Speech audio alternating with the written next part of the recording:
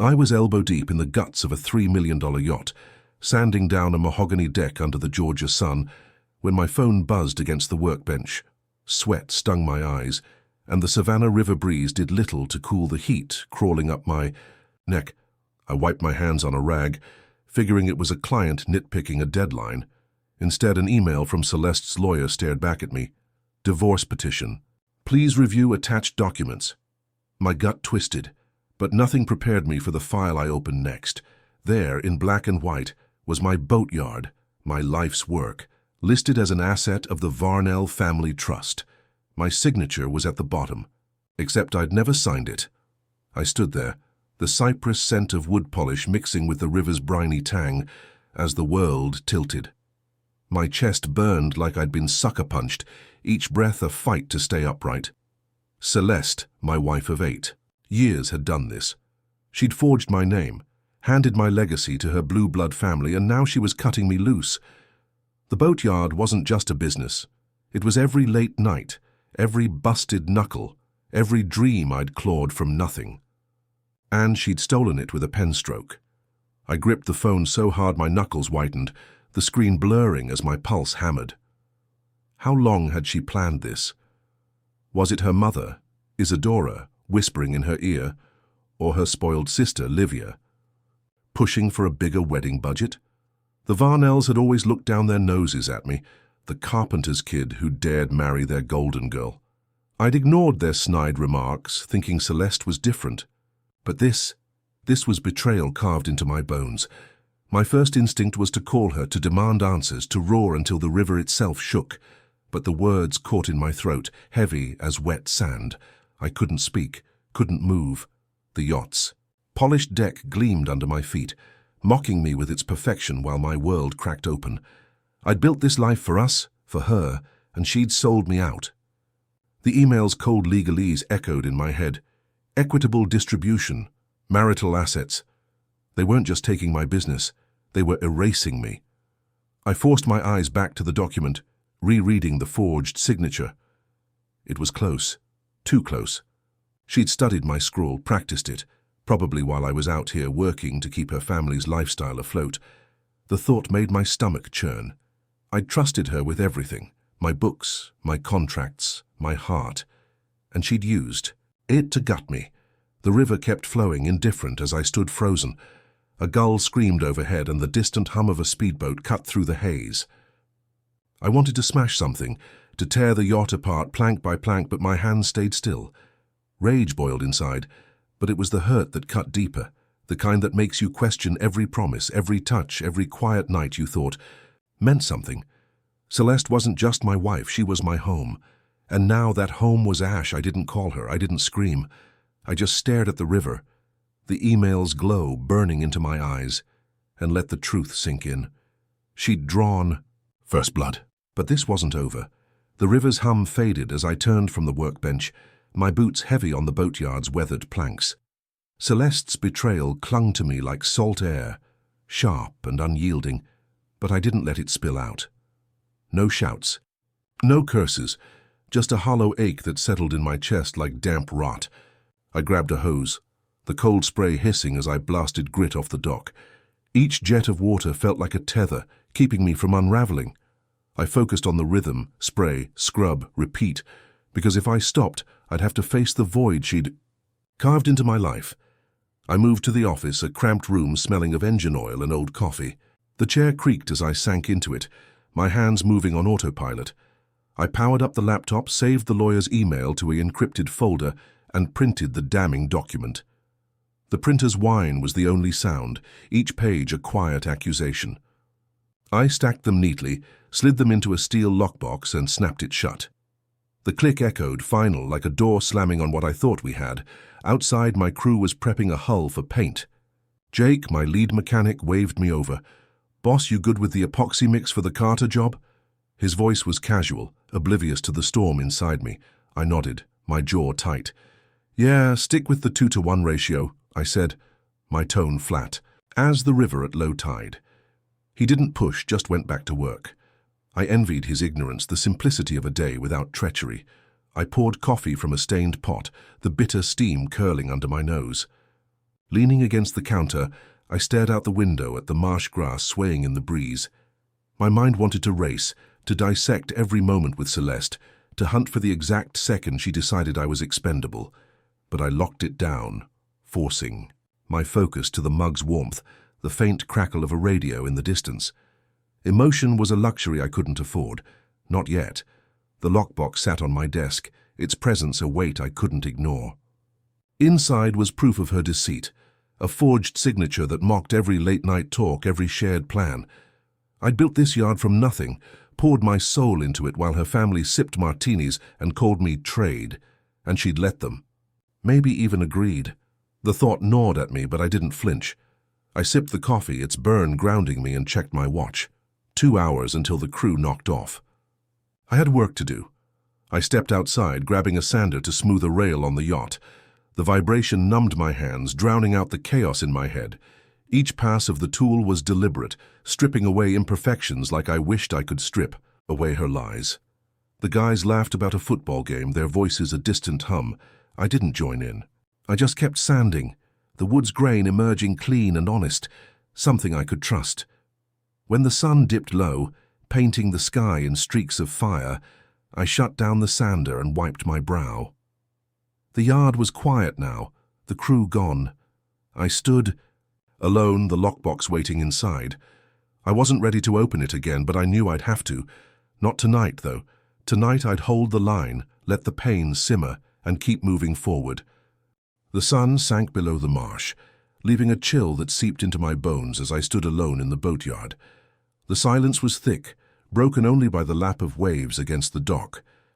My hands, still gritty from sanding, clenched at my sides, and my mind slipped, unwillingly, into memories of Celeste. Not the woman who'd knifed me with a forged signature, but the one I'd fallen for, the one who'd made me believe in something bigger than myself. Those moments stung now, sharp as a splinter under a nail, because they felt so far from the wreckage I was standing in. I could still see her at that Savannah Jazz Festival 6 years back, her sundress catching the breeze as she swayed to a trumpet's wail. We'd just met, and her laugh, bright, unguarded, hit me like a warm tide. "You're not like these stuffed shirts," she'd said, her fingers brushing mine over a shared plate of shrimp and grits. I'd grinned, hooked, thinking she saw me for who I was. Gideon Warrick, the guy who'd turned a knack for boats into a name. We'd danced under string lights, her head on my shoulder, and I'd felt like I'd won something rare. But even then, there were cracks. I remembered our first dinner with her family, at Isadora's mansion, all polished silver, and cold stares. Celeste had squeezed my hand under the table, but when Isadora sneered, "Boats are quaint but hardly a legacy," Celeste stayed mute. I'd brushed it off, told myself it was just one night, yet the slights piled up. At a charity gala, Livia had smirked when I mispronounced Bordeaux, and Celeste's chuckle felt like a betrayal, small but jagged. "She's just teasing," she'd whispered later, but her eyes didn't meet mine. Those early days weren't all shadows. We'd had mornings on Tybee Island, her stealing bites of my pancakes at a beachside diner, promising we'd sail the world someday. She'd sketched designs for my boats, her pencil dancing across napkins, and I'd thought we were building something unbreakable. But the sketches stopped. The promises faded. By our 3rd anniversary, she'd started slipping away. Her warmth replaced by distracted glances, her kisses perfunctory, like checking a box. I'd blamed her workload, told myself it was temporary. Now, standing in the dark, I saw it for what it was, the slow unraveling of a lie. The memory that cut deepest was last summer at a barbecue by the river. She'd worn that same sundress, but her smile was for the crowd, not me. I'd overheard her with a colleague laughing about marrying down for love. "Gideon's rough around the edges, but he's mine," she'd said, her tone dripping with condescension. I'd stood frozen, a beer sweating in my hand, pretending I hadn't heard. I'd wanted to believe she didn't mean it, that she was just playing to her audience. But the truth was a blade, and it was slicing me open now. The boatyard's floodlights flickered on, casting harsh shadows across the docks. I exhaled, my breath visible in the night air. Those memories of love, of slights, of denial, were a map of how I'd ended up here, alone with a lockbox full of proof. Celeste had been my anchor, but she'd cut the line. The past was gone, and all I had left was the fight to keep what was mine. The boatyard's floodlights buzzed, casting a stark glow over the docks as I lingered in the night's grip. The memories of Celeste's fading warmth had clawed open. A wound. But now my mind shifted, zeroing in on the signals I'd ignored, those quiet, gnawing hints that something was rotting beneath our life together. They weren't loud or obvious, just small, jagged thorns that pricked at my instincts, ones I'd brushed off to keep the peace. Standing there, the savannah night heavy with marsh scent, I saw them clearly, each one a step toward the betrayal now burning in my gut. It started with her schedule. Celeste began vanishing for department meetings that stretched past midnight, her explanations vague. A colleague's project, a grant deadline. She'd come home with her hair perfect, no trace of the frazzled academic she claimed to. I'd ask casual, how'd the meeting go? She'd shrug, eyes on her phone, muttering, fine, just work. Her voice carried an edge like I was intruding. I let it slide, figuring she was stressed, but the late nights piled up, and my questions started feeling like accusations I didn't dare voice. Then there was the money. She'd always handled our joint account, saying it freed me to focus on the boatyard. But last spring I noticed withdrawals, thousands labeled consulting fees or charity pledges. When I brought it up, she waved it off. It's for Mother's Foundation, she said, her tone clipped like I was a kid questioning a parent. I pushed once, asking for receipts. Her eyes flashed. Don't you trust me, Gideon? I backed off, hating the tension, but the numbers kept nagging me, whispers of a truth I wasn't ready to face. Her family's behavior sharpened the unease. Isadora's visits grew frequent, her polished smile never reaching her eyes. At a garden party she'd leaned in, voice syrupy, saying, "Your little doc could fund something grander, you know." I'd laughed, thinking it was her usual elitism, but the words stuck, a warning I didn't heed. Livia was worse. Planning her wedding, she'd dismiss my offers to help with vendors, her smirk cutting. We've got it covered, Gideon. No need for your contacts. Her pause was deliberate, a jab at my working-class roots. Celeste, standing nearby, said nothing, her silence louder than any insult. Even Celeste's appearance shifted. She traded her cardigans for tailored blouses, her old sneakers for heels that clicked like a countdown. She'd leave the house smelling of jasmine, a perfume I didn't recognize, and return with a glow that wasn't for me. Once I found a new credit card in her name, tucked in a drawer, with charges to boutiques I'd never heard of. Research expenses, she'd snapped when I asked, her defensiveness a red flag I ignored to avoid a fight. The boatyard's night sounds, crickets, creaking wood, grounded me as I stood there, piecing it together. Those signs weren't random. They were a pattern, a slow poison I'd swallowed to keep our marriage intact. Now, with the lockbox holding proof of her treachery, I couldn't unsee them. My hands tightened, the calluses rough against my palms. I'd been blind, but not anymore. The question wasn't what she'd done, it was what I'd do next. The answer was forming, cold and certain, in the dark. The boatyard's night air hung heavy, thick with the tang of tidal mud, as I stood under the flickering floodlights. The signs of Celeste's deception, her late nights, her family's barbs, the unexplained cash, had crystallized into a truth I couldn't ignore. My chest tightened, not with sorrow now, but with a cold resolve that felt like steel in my veins. I wasn't the fool they thought, and I wouldn't let them strip me bare. It was time to move, to build a defense as precise as the hulls I crafted. I turned from the dock, my boots crunching gravel, and began to wage my silent war. First, I needed allies. I dialed Roland Tate, my old friend who ran a media outfit in Savannah. The phone rang twice before his gruff voice answered.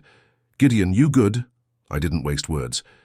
"Need you to dig into the Varnell family trust, discreetly." He paused, then said, "How deep?" I replied, "To the bottom." His chuckle was grim, but I knew he'd deliver. Roland's network could unearth secrets the Varnells thought buried. Next, I contacted a lawyer, not the downtown shark Celeste's crowd used, but a sharp, no-nonsense guy named Paul Vernon who'd handled contracts for my suppliers. I met him at a diner off I-95, the kind with greasy menus and waitresses who called you Hon. Over black coffee, I laid out the basics, the forged document, the trust, the divorce filing. Paul's eyes narrowed. "We'll need every paper you've got," he said. I nodded, promising to deliver. Back at the boatyard, I spent hours combing through old files, copying invoices, deeds, anything tied to the yard. Each page went into a fireproof safe I bought that morning. I didn't stop there. I hired a private investigator, a wiry ex-cop, named Dana Holt, who worked out of a strip mall office. "Follow Celeste," I told her, handing over a photo and her recent credit card statements. "I need to know who she's meeting, where, and when." Dana's handshake was firm, her questions blunt. "Are you sure you want the truth?" I met her gaze. "I'm sure." She nodded, already jotting notes. I left her office feeling lighter, like I'd offloaded a weight I'd carried too long. To protect my finances, I opened a new bank account at a credit union across town, transferring half my savings under Paul's guidance. I rerouted my boatyard's revenue to it, ensuring Celeste couldn't touch a dime. At the yard, I installed a security system, cameras, motion sensors, the works. If anyone came sniffing, I'd know. I even started recording my calls, a habit that felt paranoid but necessary. Every step was a brick in the wall I was building, a fortress against the Varnell's greed. The boatyard's morning bustle, hammers pounding, engines revving, kept me grounded as I worked through the next day. My crew sensed nothing, and I kept it that way, barking orders with the same steady grit. Inside, though, my mind was a war room mapping each move. Celeste thought she'd outplayed me, that I'd fold under her family's weight. She was wrong. I wasn't just preparing to fight, I was preparing to win. As the sun climbed, glinting off the river, I felt a spark of something new, not peace, but purpose. The battle was on, and I was ready.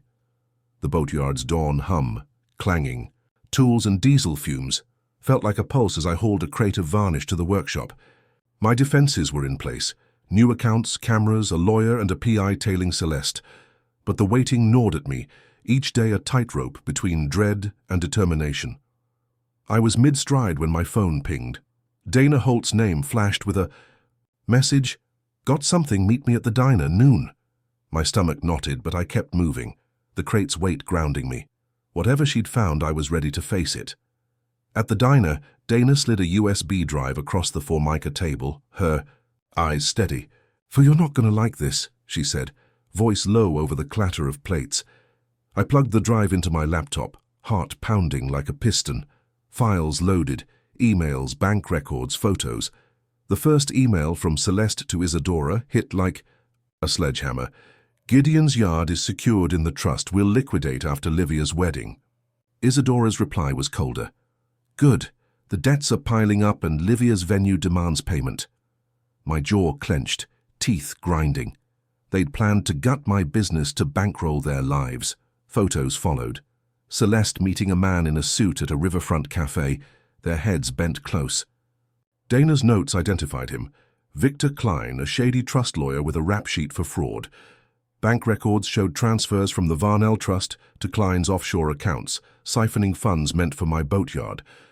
Another email chain revealed Livia's role. "Don't tell Gideon about the trust," Celeste wrote. Livia's response, "He's clueless, let's keep it that way." My vision narrowed, the diner's buzz fading. Livia, the spoiled princess, had known and played along. The final blow was a scanned contract. My boatyard's title transferred to the trust, my signature scrawled at the bottom. Faked, but convincing. Celeste had executed it during a weekend. I'd been out of town working a trade show in Charleston. She'd used my absence, my trust, to orchestrate this heist. The scope of it, her mother's debts, Livia's extravagance, Klein's greasy hands, felt like a noose tightening. They hadn't just betrayed me, they'd built a machine to erase me. I closed the laptop, my hands steady despite the fury coiling in my gut. Dana watched me, waiting. "What's your next move?" she asked. I leaned back, the vinyl booth creaking. "Keep digging," I said, voice like gravel. "I want every detail." She nodded, slipping out with a promise to call. I sat there, the USB burning a hole in my pocket, each revelation a spark to the rage I'd kept leashed. Celeste hadn't just lied. She'd weaponized our marriage, turned it into a con. Back at the yard, I unloaded the varnish, my motions mechanical, but my mind was a forge, hammering out the truth. Isadora's desperation, Livia's greed, Celeste's calculated cruelty. It was a conspiracy, and I'd been their mark. The marsh stretched beyond the docks, its stillness mocking my churning thoughts. I didn't shout or break anything. I just gripped a wrench, its cold metal anchoring me. This wasn't just about my boatyard anymore. It was about justice. They thought they'd played me for a fool, but I was done being their pawn. The USB held their secrets, and I'd use it to burn their scheme to the ground. The boatyard's morning clamor, drills whining, gulls squawking, felt distant as I stood by a half-finished sloop, the USB's secrets searing my thoughts. Celeste, Isadora, and Livia had spun a web to steal my life's work, their emails, and bank records exposing a plot colder than the Savannah winter. Fury simmered, but I channeled it into strategy, a hunter laying snares for prey who thought they'd already won. I wasn't their victim anymore.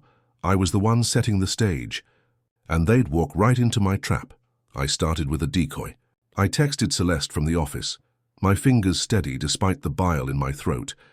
"Can we meet to discuss the divorce? I want to settle this quietly."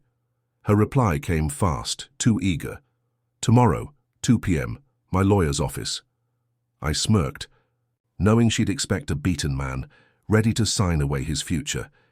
Instead, I called Paul Vernon, my attorney, and laid out the plan. "Draft a letter," I said. "Make it look like the boatyard's still mine. No trust involved." Paul's voice crackled with approval. "You're playing chess, Gideon, I like it." Next, I enlisted Roland. Over beers at a dive bar, I handed him a tiny audio recorder, the kind his podcast crew used. "Plant this in the Varnell Trust's meeting room," I told him, sliding him the address. He raised an eyebrow but didn't hesitate. "You sure about this?" he asked, pocketing the device. "Dead sure," I shot back, my eyes hard. Roland would slip in during a charity luncheon, posing as a sound tech. The recorder would catch every word when Celeste and Isadora met to gloat over their victory. I upped the stakes. I told Dana, my PI, to tail Victor Klein, their crooked lawyer, and get shots of any shady handoffs. "He's the weak link," I said, my voice low. She nodded, already mapping his routines.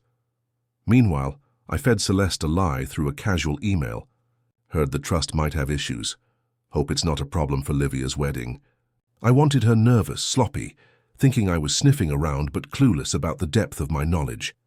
The trap's final piece was my presence. I showed up at the lawyer's office early, dressed in my work jacket, playing the part of a tired husband. Celeste arrived, her face a mask of pity.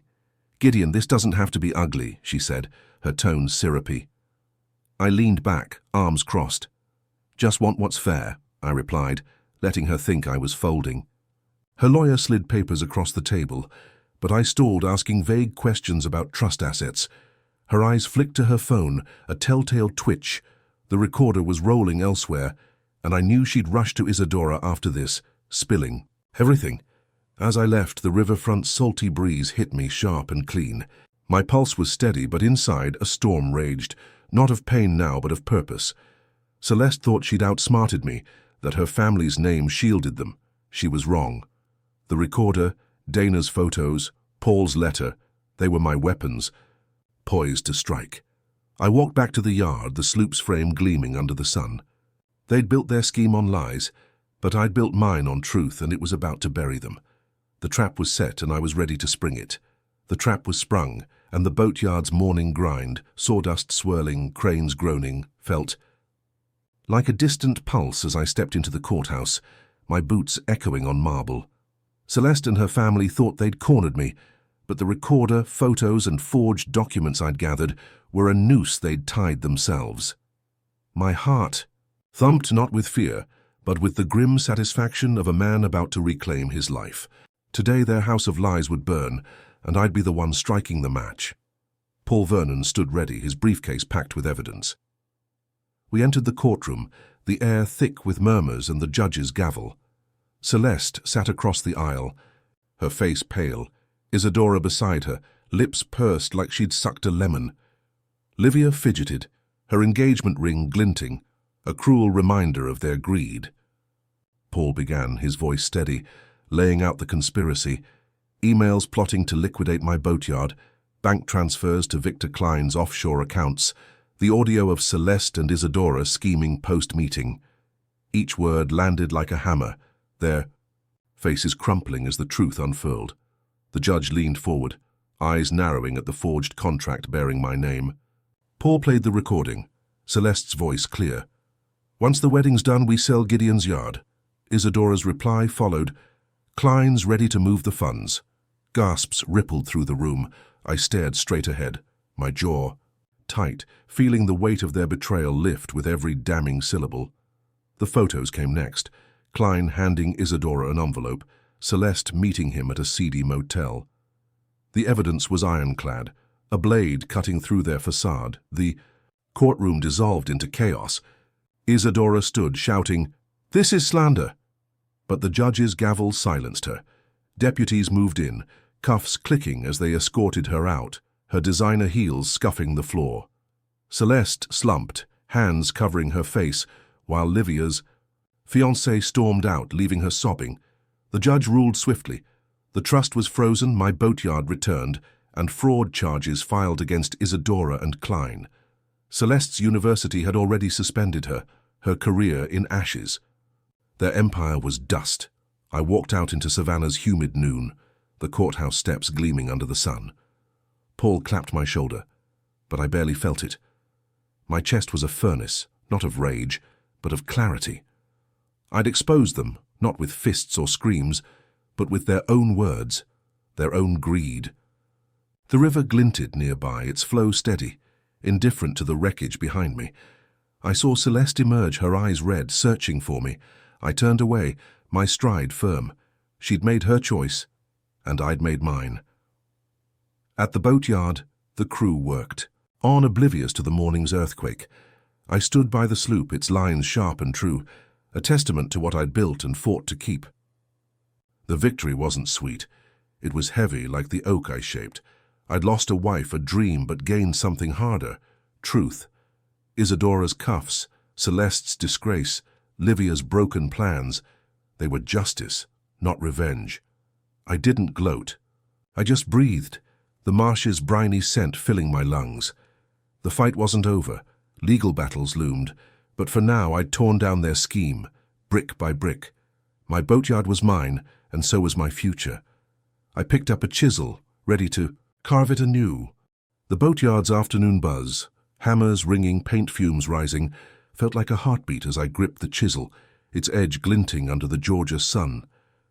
The courtroom's collapse of Celeste's scheme had freed my boatyard, but the scars of her treachery lingered, a dull ache beneath my ribs. I'd won, exposed her family's fraud, yet the victory was a cold comfort, like a fire that warms but doesn't heal. As I smoothed a plank, my phone vibrated, Celeste, requesting a meeting. I exhaled, knowing this was the final thread to sever. She arrived at dusk, stepping onto the dock in a plain dress, her face drawn, eyes shadowed.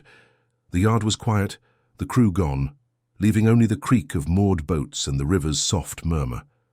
I leaned against a workbench, arms crossed. My work, apron dusted with sawdust. She stopped a few feet away, wringing her hands. "Gideon, I'm sorry," she began, voice trembling. "I never meant for it to go this far." Her words were a plea, fragile as thin ice, but they hit me like a gust of stale air. I didn't flinch. "You meant enough to forge my name," I said, my tone even, cutting. Her lips parted, but I raised a hand. "Don't. You and your family tried to bury me." She stepped closer, desperation in her eyes. "We can fix this, start over. I love you." The word love was a blade, twisting in old wounds. I met her gaze, unflinching. "You loved what I built, not me. We're done, Celeste. Sign the papers and walk away." She froze, tears spilling, but I felt no urge to comfort her. The woman I'd once held on starlit nights was gone, replaced by this stranger who'd gambled my life for her mother's debts and her sister's vanity. I pulled the divorce agreement from a folder, its pages crisp, and slid it across the Workbench. "This is your out," I said. "Take it." Her hands shook as she reached for it, her breath hitching. "Gideon, please," she whispered. I shook my head. No more words. "Just go." She clutched the papers, her shoulders slumping, and turned toward the parking lot. Her footsteps faded, swallowed by the evening's hum. I stood still, the chisel heavy in my hand, its weight a reminder of what I'd reclaimed. The river stretched before me, its surface catching the last of the twilight, a mirror of my resolve. I'd given Celeste everything, my trust, my future, and she'd burned it to ash. But I wasn't broken, I was free. Back at the workbench I resumed carving, the wood yielding under my blade. Each stroke was deliberate, a declaration of my own strength. The boatyard was mine, not just in title but in spirit, built from my sweat and will. Celeste's betrayal had tested me, but it hadn't won. I didn't need her apologies or her tears. I needed this. The work, the water, the life I'd forged. As the stars emerged, I set the chisel down, my chest lighter. The past was cut loose, a rope untied. Tomorrow I'd face the legal fallout, but tonight I was whole. I locked the yard and headed home, ready to sleep without ghosts. The boatyards. Dawn glow painted the docks in gold as I locked the gate behind me, the weight of Celeste's final exit, still settling like dust after a storm. Her betrayal had been a blade, but cutting her loose last night freed something in me, a raw, quiet strength that hummed beneath the ache. I wasn't the man who'd loved her anymore. I was Gideon Warrick, standing tall on my own ground. With the river's steady churn as my witness, I turned toward a new chapter, one I'd write with my own hands. I moved to a cedar cabin on the marsh's edge, its porch overlooking the water's endless dance. My new companion, a hound named Drift, greeted me each morning with a sloppy grin, his paws thumping the floorboards. The boatyard thrived, my crew hammering out orders for sleek yachts that gleamed like promises. I poured my energy into mentoring kids from rough neighborhoods, starting a program to teach them woodworking and engine repair. Their eager faces, tools in hand, reminded me why I'd fought so hard to keep this place. Evenings found me with Roland at a riverside joint, swapping stories over pulled pork and cold beer. He'd organized a low-key barbecue to mark my new start, the air thick with laughter and charcoal smoke. To Gideon, who took the hits and kept swinging. He toasted, raising his bottle. I clinked mine against his, the grin on my face real for the first time in months. The crew joined in, their cheers a balm to the wounds I'd carried. Life wasn't perfect, but it was mine, built from grit and truth. In the cabin, I kept a single memento, a kid's thank you note from the mentorship program scrawled in messy ink. "Thanks for showing me I can be somebody," it read. I'd pinned it to the fridge, a quiet anchor when doubts crept in. The past, Celeste, her family, their schemes, faded to a dull hum like a radio left on in another room. I didn't need their regret or their ruin. I needed this. The work, the water, the slow rebuilding of a man who'd learned his worth the hard way. Nights on the porch, Drift at my feet, I'd watch the stars prick the sky, the marsh whispering its secrets. The pain of betrayal hadn't vanished, it never would, but it no longer ruled me. I'd faced the fire, walked through it, and come out stronger. The boatyard stood as proof, its cranes and hulls a testament to what I could create when I trusted myself. I was no hero, just a guy who'd refused to break, who'd chosen to rise instead of fall. As I carved this new path, I wonder about others who've faced their own betrayals. What did it take for you to rebuild? To find silence after the storm? Share your story or tell me. When life cuts deep, what keeps you standing? Your voice might light the way for someone else, just as these kids' notes light mine. For me, it's the work, the river, the dog snoring beside me. It's knowing I'm enough.